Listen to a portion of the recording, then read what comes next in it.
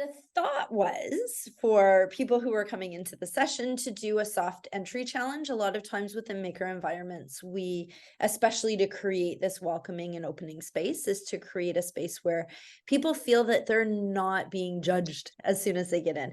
And so having a variety of just materials, pieces, things around, and different challenge prompts and everything. It's that soft entry, so it's not such a harsh, stark reality to it.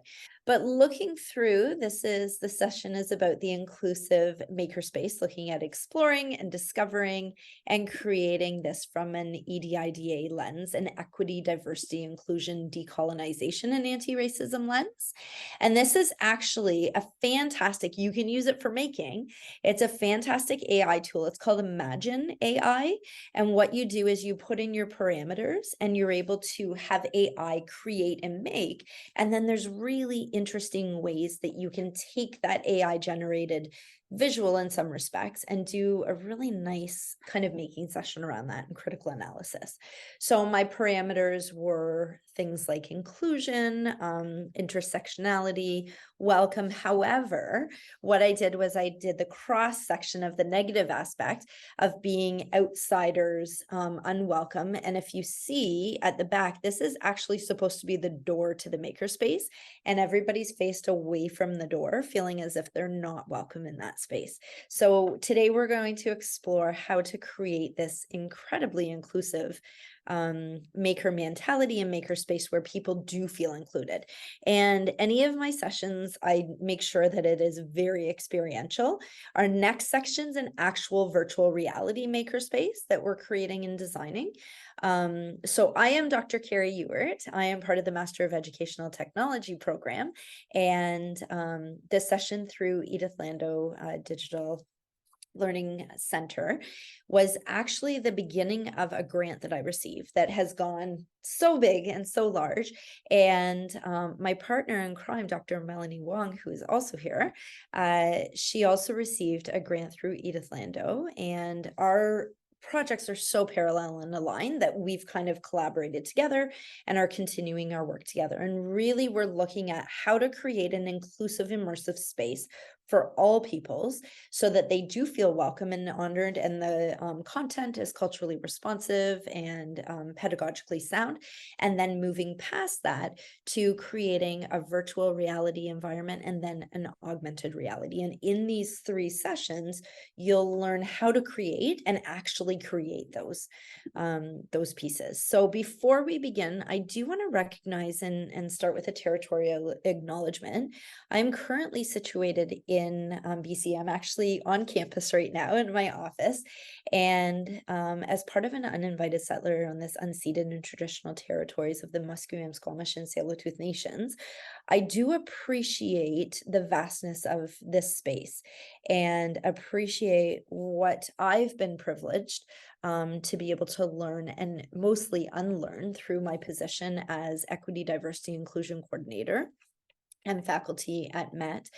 But really looking at it from a making lens, you have to understand that all of the making materials that we use, how are we using those to ensure that we are honoring the traditional lands and that we're not using them to discard things, that we're actually thinking purposefully about the use of materials, about how we are making, the purpose of making, and how we are doing it from a decolonized lens. And it takes a lot of thoughtful process to be able to proceed with that. And the whole idea of measure twice, cut once type thing, instead of discarding of this material, that we need to really recognize how we're using that material in a sustainable way. And so I want you to kind of think about that the next time you are making or that you're designing, in any respect, that we're being very, very thoughtful about the materials and about the making that we're doing. So our agenda today, we're talking about what is an inclusive makerspace, how to create these inclusive spaces, and making can be anywhere. So we're not necessarily saying, oh, it's in the hub of your school or within a space, that it can actually be making and doing. You can make an idea, you can make a PowerPoint presentation, you can make in so many different ways. So how are you creating these immersive and inclusive learning environments so that everybody is successful and everybody feels welcome. And then how does that translate to the content that you're creating within this space? And then finally looking at how to integrate the virtual, experiential and immersive experience within this making. So this is me and all of me. I came from the K-12 section in the Peel Board of Education in Ontario. I actually still live in Ontario, and I fly back and forth between BC and Ontario constantly, but my family's in Ontario. I started in K-12 teaching everything under the sun, was a resource teacher for special education, for ELL learners, for gifted classes, then went to resource teacher at the board for modern learning, and then became the coordinator for that, and then went to Brock University, where I was faculty with the Faculty of Education, taught everything from language and literacy, technology, social studies, mathematics, was the faculty advisor there, and then went on to York University, where I was the executive director of curriculum development, and then on to UBC, where this is my third year. And so I've done a lot of professional development, teacher training, trained presidents of universities, did a lot of work in China, Hong Kong, Japan, in Asia, and I am very, very active, and I am an adrenaline junkie. I love everything under the sun to do with the outdoors. So on a bus and in a car, you might not have access to many materials, but that's okay. But these are example materials that you can use to make, and they're just examples. You always want to be thinking about how you can provide all of your students, all of your makers, with no tech, low tech, and high tech, because you have that low floors, high ceiling, wide walls approach to things. So meeting everybody where they're at, what they're comfortable with using, the materials in your environment. We know that teachers do not have money at all, because all of their money is spent on the classroom. So we want to make sure that you're using materials that are found, that are situated in different spaces. But again, thinking back to that territorial acknowledgement that we're using it in a way that's sustainable and that's responsive and respectful. So just thinking all the different ways that you can utilize materials. We at UBC have lending libraries. There's also a lot of lending libraries at your local library, as well as at schools, for you to access different materials. But if you think of making, I want you to think, and this was meant to be very interactive, but people on buses and in cars and things like that, I don't know how interactive it can be. It's supposed to be. But I want you to think of yourself as a maker. And I run a Maker Institute in the summer for graduate study students. And the minute they come in here, I ask them all, I said, are you our makers? And everyone said, some of them are like, oh, I'm very crafty. Yes, I'm a maker. And other people are saying, no, I'm not a maker at all.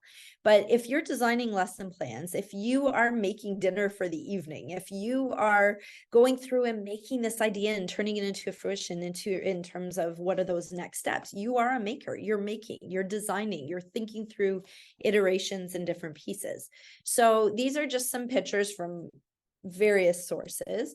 This is a group of my students last summer that were making with their bodies and doing yoga. This is another group that's using Makey to actually execute different content in different ways. This is a group of my students that were using the Oculus to make an entire visual artistic piece that responded to music and dance that we had. This is my attempt of making a cake. And let me tell you, I didn't make the cake. I got the cake. I actually wrote on it and stuck flowers on, but I made my students creating these puzzle pieces to come together. This is my daughter. That is making a wreath for us because, my gosh, she wanted to. And this is an area that was creating chili peppers in a grade 8 classroom that they were using to actually sell and make money for their class, because they wanted to go on a field trip. And unfortunately, the school was in an underprivileged area and weren't able to do so. So this was their making. And then this was our final party at our Maker Institute, and I got a cake, not thinking about a knife. And so they used a pizza box. That was making. It was creating this maker mentality. So I want you to think about yourself as a maker. And so often it's just these aspects of making to solve problems, any type of problems. So this is at the Toronto Zoo. It is all collected technology and plastics and resources and everything that was just going to a landfill. And what they've done is they've created this amazing artifact of a polar bear that they've painted and colored and talked about reduce, reuse, recycle. So it's the remaking of things sometimes as well.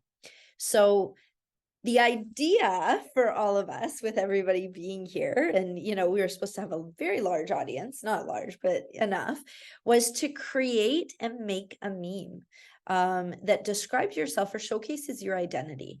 And anytime that you are putting it back on the students or the learner to be who they are, to really be proud of what they represent, their culture, their language, their heritage, their sex, their gender, all of those intersectionalities there, then that is a space and place where you honor risk, you honor identity, and you're honoring the voice of that particular learner.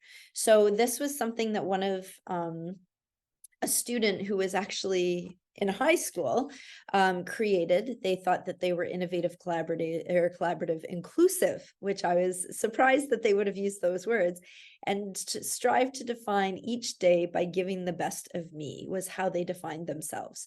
So this is a really great, I think I don't know if anybody's had it, if it was shared again, but this is the entire slide deck here. The link is right available. I'm just sticking it in the chat again, and everything is clickable.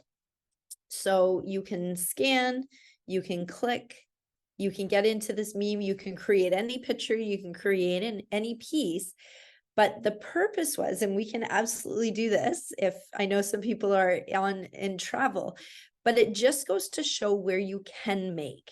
And making doesn't need to be within the walls of a space. It could be anywhere. You can do it with no tech, you can do it with low tech, you can do it sitting there with your phone. So I am going to actually challenge us, just to show and prove that making can be done anywhere, to create a meme that describes either who you feel you want to portray yourself to the rest of the world, who you feel as the alter ego piece, who you feel as yourself and what the world does not see, or just something that describes you. And there is a group Padlet that we can add to. And I'll just pull that up here. That's the meme generator. So this Padlet you could share. You just have to click the little button there. And actually I can put that in the chat area. So I am going to challenge you.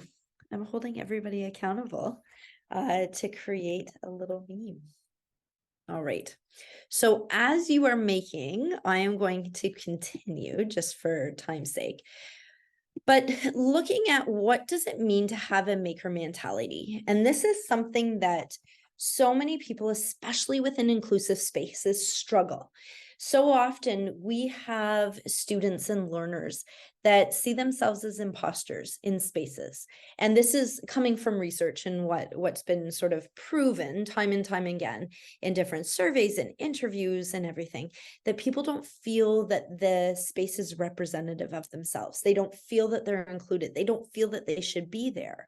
And part of that has to do with the mentality, but also because of intergenerational trauma, different traumas that they've experienced, different forms of racism, microaggressions, things like that.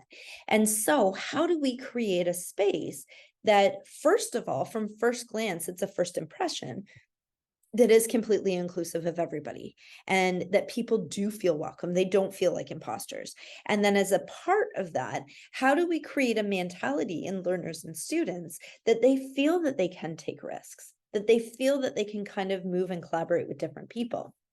So this is a group very representative, I do want to add, of the dominant white society. But this is an example specifically that I chose. This is my son here with his crazy hair. He actually helped out, and my daughter. They did their volunteer hours for high school in the Makerspace Summer Institute. And this is an example of a cross-gender, typical gendered piece. And in the past, at the Makerspace at my son's school, he was told in grade 10 from a person in his class, how do you know how to use a sewing machine? And he just said, oh, it's something that I learned at this institute. And it's because the sewing machine was broken. Nobody knew how to use it. It was something that they learned together, they collaborated on. And he just tried and had that maker mentality that, you know what, I don't know yet, but I'm going to figure it out. And it's that power of yet. And so the person in his class said, well, sewing machines are for girls, like sewing's for girls. And his question was why? And so often we create these preconceived notions and normative ideologies as to gender, as to sex, as to race and culture. And that's where we need to kind of debunk and disseminate those prejudices, those stereotypes, those generative norms, and push past those and create a space that is open, is welcoming, is of all peoples and all individuals. So if we look at this is that idea of the maker mentality, and you just have to do it. You take risks. But the number one place where it starts is actually outside of the space. And again, I use that space mentality is so loose because a makerspace could be outside. A makerspace could be in a little office. It could be in your head, for instance. It could be in anything.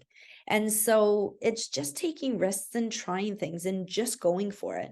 But you, as the learner yourself, or if you are a teacher, if you are a leader, you have to be willing to take those risks as well and let your students see that. This is totally dating myself, but I was going to play.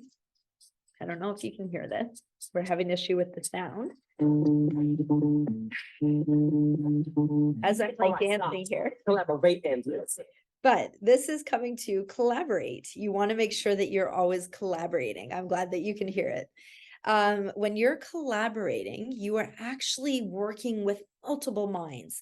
And that's a space and place where people actually start to feel welcome. They start to feel that they can take risks because they are not just being judged. They aren't just the ones that are creating the ideas. It's a section and cross-section of ideas among many, many people. So being able to work with your friends, collaborate, it's a huge engagement piece. And setting those parameters to create a safe space where people can collaborate, and ask the audience, ask each other, ask different people, who wants to be a millionaire? They're allowed to call a friend. So that's the important piece of that maker mentality. The importance of positive failure. Nobody gets anything right from the bat. I give the example. I have my motorcycle license. I got it about 6 years ago. And never having driven a motorcycle in my life. Have been on the back, but never driven it.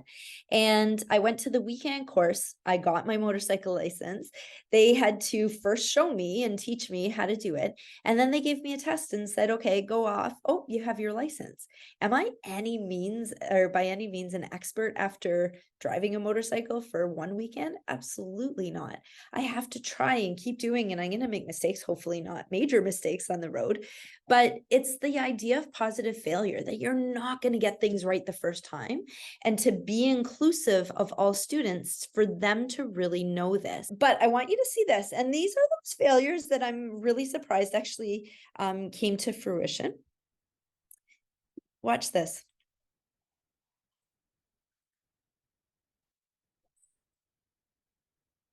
So sometimes you have these pieces where you don't necessarily, they aren't iterations that are very successful, but it's the trying again. And then the last piece of that maker mentality is reflecting and going back to those pieces and reflecting on your experiences and how those went.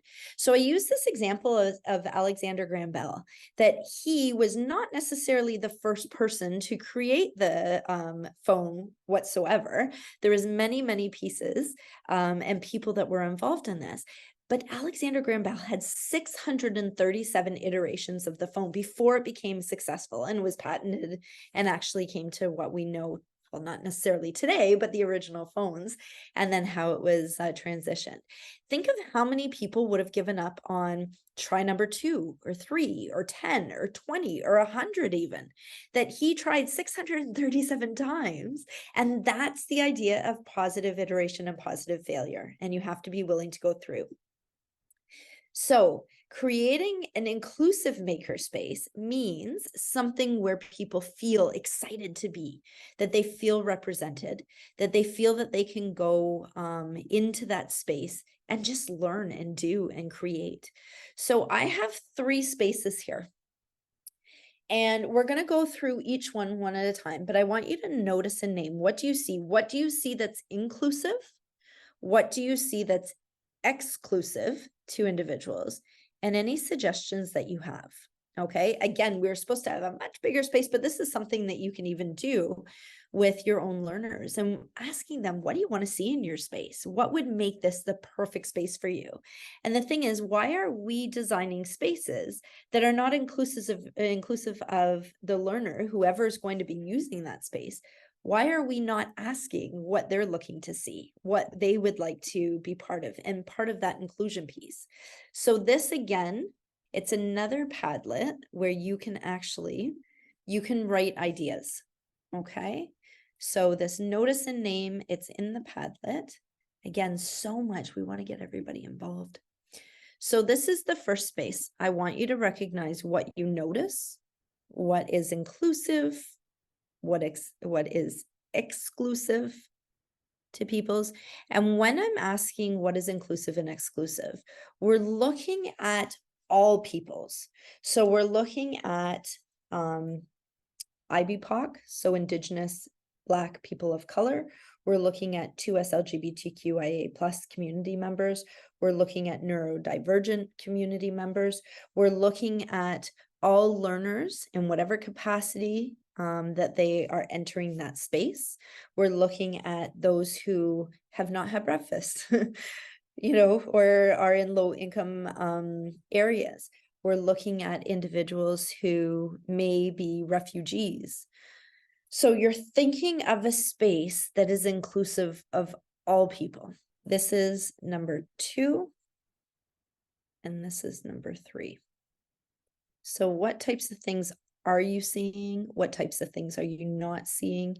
And so often, students will look in the door or will be sitting there and have a state of anxiety because they don't feel that they belong.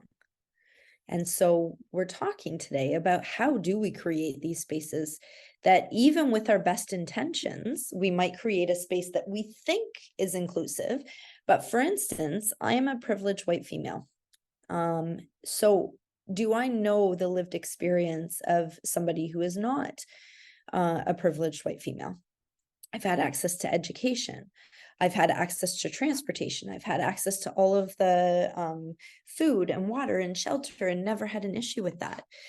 I don't have access to the learned and lived experiences of somebody who is IBPOC or 2S LGBTQIA plus community member or neurodivergent. My son is neurodivergent, so I have an understanding, but I'm not that myself. So as much as I approach with great intentions that are culturally sensitive and culturally appropriate, I don't necessarily know if I'm not including my learner. And so by us as an entire society noticing and naming and looking at something like this right now, then we are cognizant of those inherent biases maybe that we have. We are cognizant of those assumptions that we may bring to the table. And as such, we know where we need to go, because we can't do it all. I say this as a society, we need to rely on each other. So to some people, having a very open space with no possibility of going into a quiet room or things like that, that is something that is not inclusive to some people. So having a space that is open and another space that is more confined is very helpful. Sometimes people are the different colors, and I know only because there was an audience that was pulled for this, the different colors, they like that those were representative, but they saw a very westernized idea here. For instance, they saw very little flexible seating. They saw the traditional tables and things. They saw a lot of charts and teacher generated materials, so it wasn't necessarily student centered. There were 30% of the class was from the Caribbean, from Jamaica, Trinidad, Tobago, and accompanying islands, and they did not see themselves represented in the space. There was another 30% of the class came from Southeast Asia. They did not see themselves represented in this space. So how are we really representing students within a space? And a lot of that is co-designing spaces with students, with learners, with their intention in mind. So again, polling, what do you want to see? Having students have their emoji or their avatar, or creating some type of AI generated image of what they see themselves as, or a meme, and having that up so that people are able to enter a space. And if you have a large space of different people, that's something that everybody can do, having a world map and putting their meme, generating their meme and everything on this digital or an actual visual concrete map. Okay. This was pulled for actually 250 individuals who were looking at inclusive spaces, and they saw very quickly that it was very male oriented within this space. There was one individual who, based on the outcome of this study, is a Black female, but they saw that they did include flexible seating, which they really liked. They liked the aspect of having a Lego wall, that there were different spaces that they could go to, but they felt that it wasn't very welcoming to non-binary or female individuals. So how do you create a space that's more welcoming? Okay. And then this one, lots of showcasing of the really, really cool things that people have made, from digital to no tech to low tech. And it had a lot going on. It was described as being very disorganized, but and chaotic, but at the same time, they liked that there was representative of work in these spaces. But again, individuals felt that there was no low floor aspect where people could just come in and start. They figured that they had to be makers before they even entered the space and didn't feel welcome in that space. So just thinking about the actual space, I want you to think about who is missing from your story. And this is a poster that we generated. Looking at who is missing in your story, how have you represented different languages within your setting? How is it an accessible space to all people? Do you have QR codes up with maybe little videos, 2-minute videos? There is Sumter, it's called Tips in 2. It's something that my department's creating right now. And there are 2-minute videos of educational technology tools. And it just gives what the tool is, how you can use it, and basically a start to people using that tool. And so giving that little QR code that you can have some iPads available for them to scan, or just the video playing that they can have a documented area with a computer that they can go and click on videos. Something like that are available in different languages. Who is missing? Are you responsive and open to gender? Looking at non-binary people who associate or identify as transgender, cisgender, looking at all the genders and open immigration status, economic background, ethnicity. So these are all considerations that when people design a space, typically they just think, oh, we want materials, we want people to come in it, we're just going to invite them and everybody should feel invited. But that is opposite. And looking at Maggie Milo's work, looking at Hannah Kai's work, it is very, very, through their work, they have identified that these spaces are not inclusive. Okay, so we use something called, and we're not getting too much into the theory here, but it's called the liberatory design thinking model. And I really, really want you to be thinking about using this model literally to design everything. It used to just be called the design thinking model, and it came out of Stanford University, and it was empathizing with who your user was. Okay, who your learner was, understanding their story. And then you go to defining what is the problem? Where are we in this problem? How are we defining this problem so that we can actually create and design a solution? Now, ideating, you're thinking, you're brainstorming, you're coming up with all of these ideas as to how you're going to move that idea forward. And then you create a prototype. And that prototype is what you would see. And it doesn't necessarily need to be a concrete item.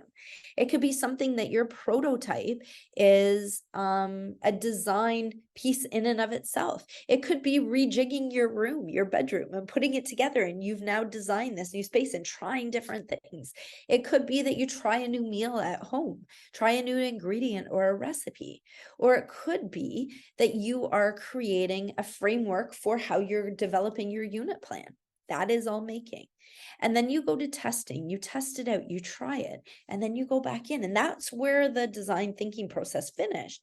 But then they said, hold on a second, this is not inclusive, it's not equitable and diverse, it's not decolonized, it's very much from a westernized perspective. And it's not anti-racist. We're not considering all peoples. So then the researchers at Stanford, identified this notice, and the notice is really, really big.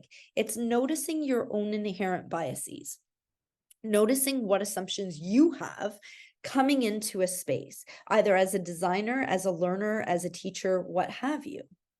And as you're starting to notice, you're starting to realize, hold on a second, if you're truly embedded into that decolonization and into creating inclusive spaces, you're recognizing maybe there are some gaps to my own understandings of things.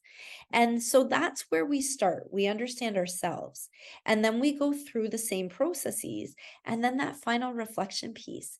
And it doesn't necessarily need to go in a linear sequential order. You can go from notice to empathize back to notice, because you're realizing, hold on a second, as I'm defining the problem, I'm not getting it.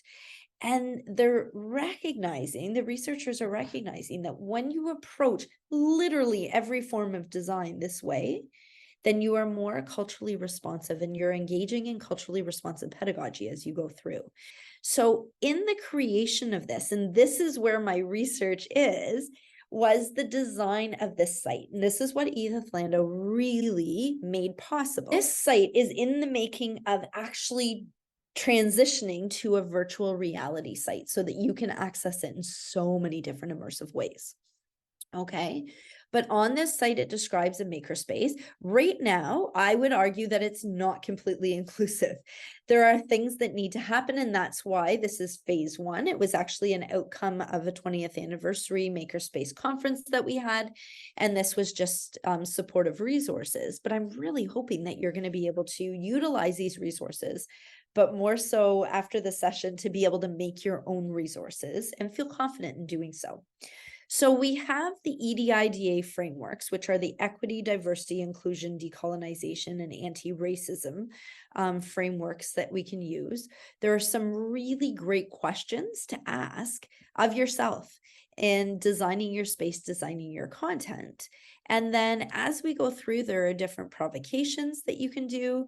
There are different inclusive challenges.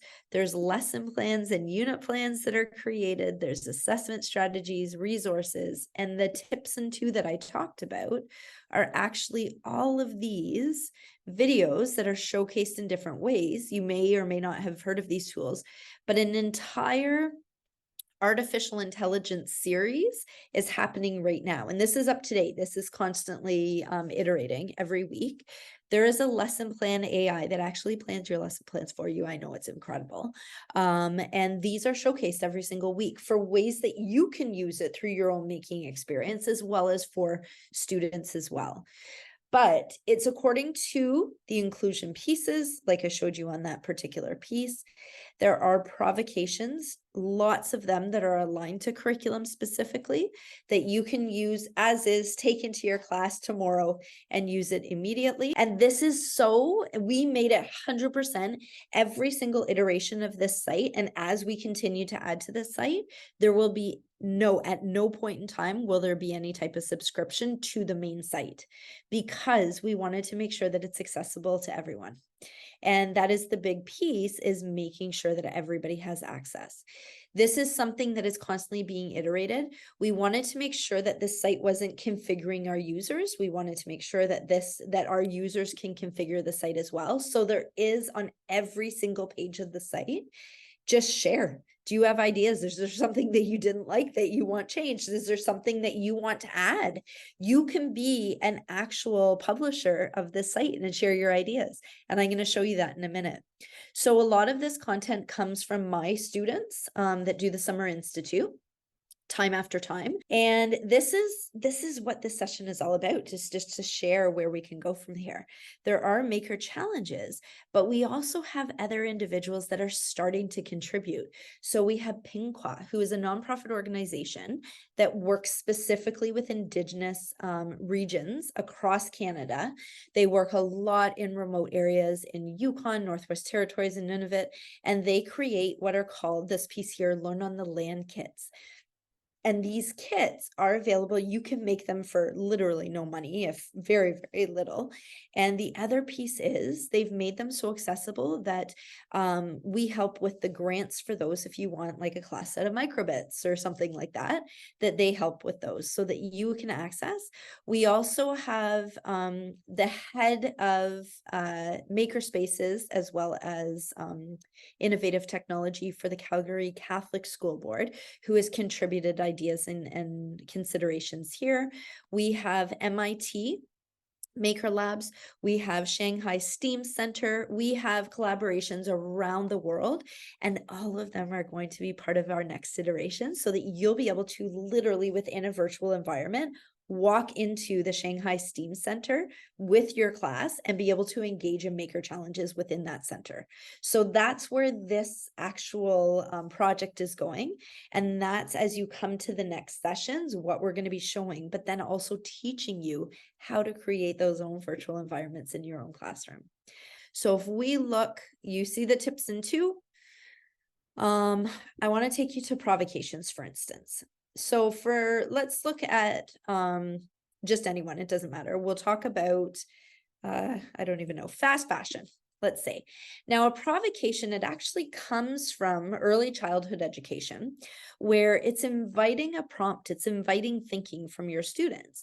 And it's actually, through research, has shown that the more you do it as you go through K to 12, even beyond, it just starts getting people thinking about the topic, about the ideas, about different social justice issues in critical ways. So every single one of these provocations and challenges on this website is aligned with social justice trends. It's looking at, a lot of them are aligned to the sustainability goals. They're aligned to curriculum expectations and everything. Because so often it's great, oh yeah, I'd love to include it in my class, but how? These give you ideas of how to do it. And then the push to really create and design these yourself.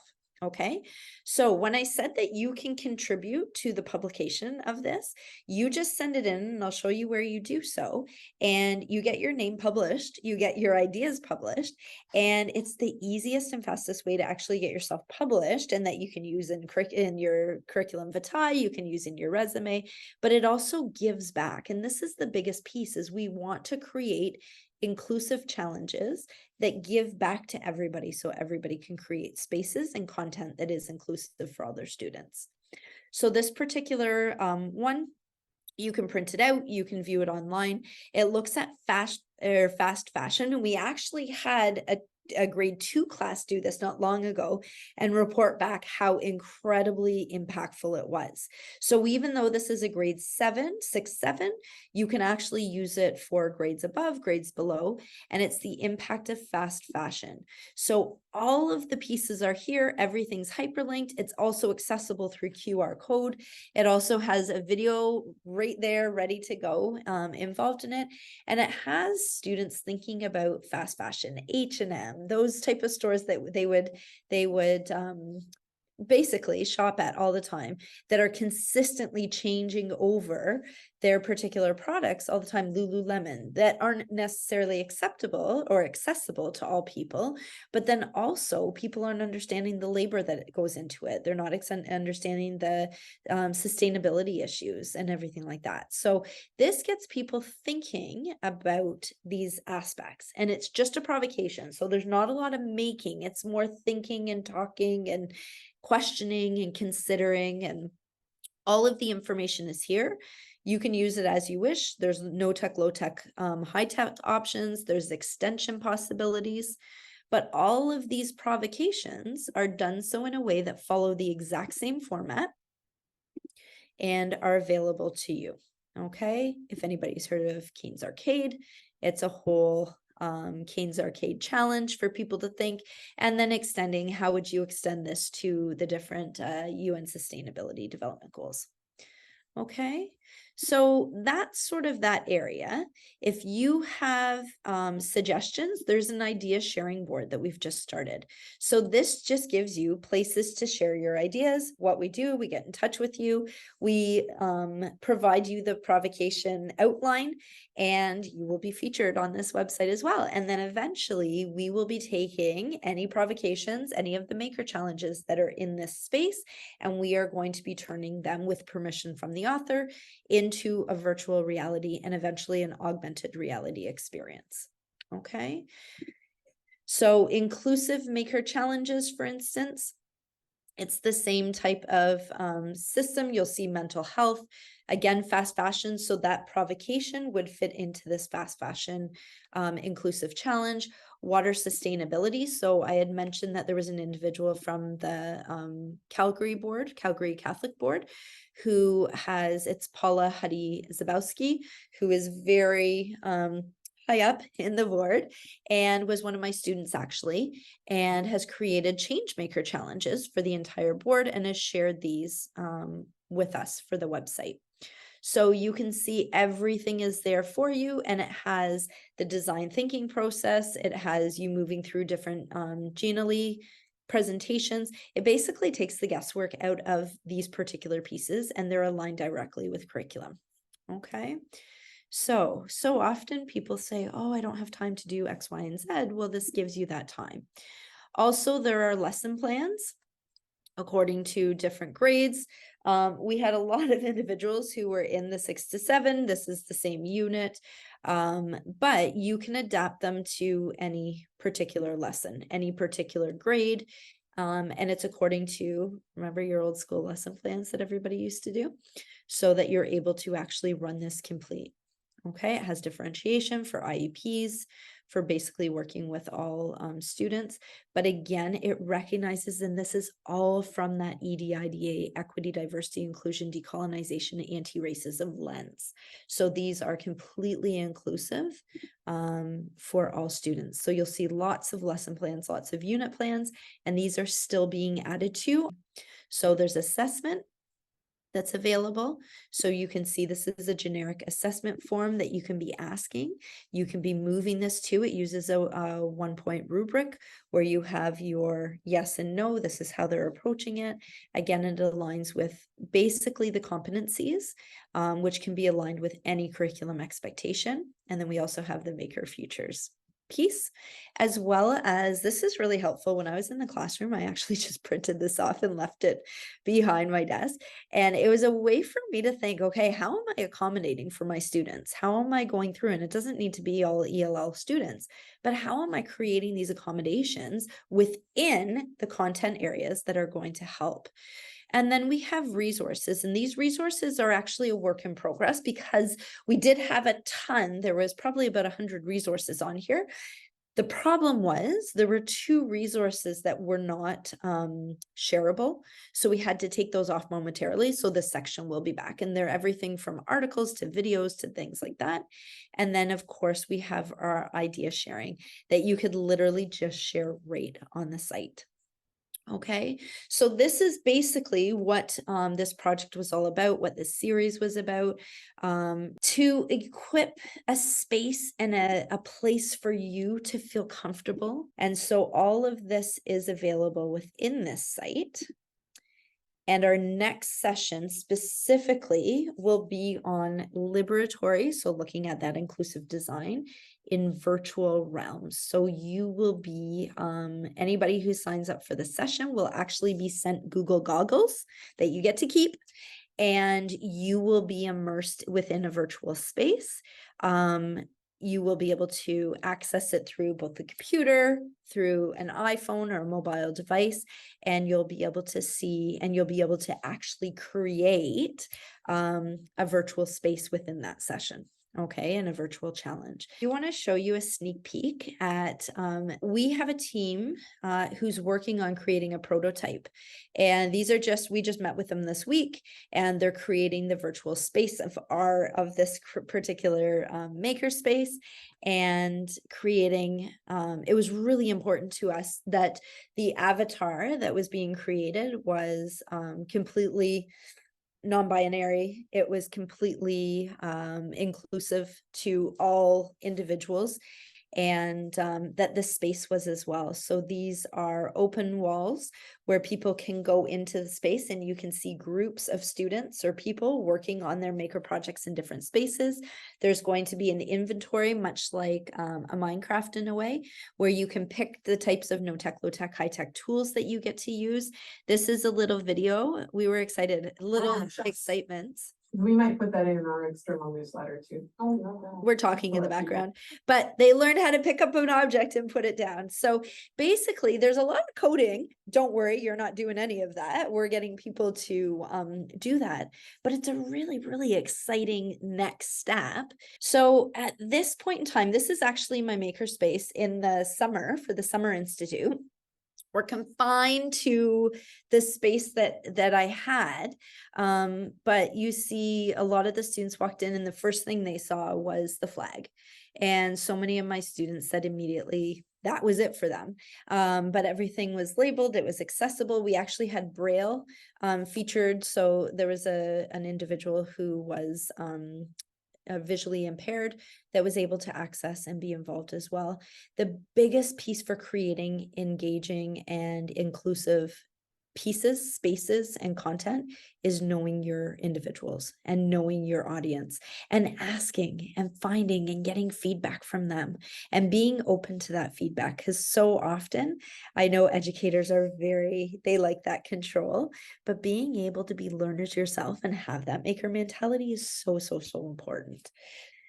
All right, so at this point in time, I am very excited to have had you here, and hopefully this is helpful to you. All right. Well, have a wonderful evening to everybody, and thank you for joining us.